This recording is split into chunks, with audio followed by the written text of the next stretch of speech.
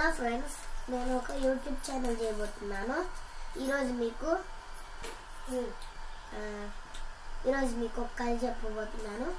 ఉల్లిపాయ మరియు సాల్ట్ టమాటా కథ చెప్పబోతున్నాను. ఫస్ట్ ఉల్లిపాయ టమాటా అనగనగన కూరలో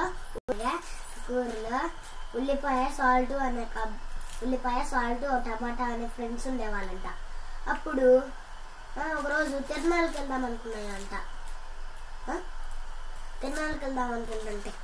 అనుకుంటే మధ్యలో చెరువు వచ్చిందంట. చెరువు వస్తే ముగ్గురు ఫ్రెండ్స్ చేతులు పట్టుకొని వెళ్ళారంట. వెళితే ఉప్పు కరిగిపోయిందంట. ఇట్ట చూసేసరికి కరిగిపోతే అప్పుడు టమాటా ఉల్లిపాయ ఏడిచారంట. ఏడిస్తే తిరునాళ్ళకి వెళ్ళారంట. ఇంకా అప్పుడు జనం చాలా ఉన్నారంట. ఉంటే ఒక తాతయ్య వచ్చి టమాటాని తొక్కేశాడంట. టమాటా పచ్చడి అయిందంట. అప్పుడు ఉల్లిపాయ ఏడిచిందంట. టెంపుల్ దగ్గరికి వెళ్ళిందంట.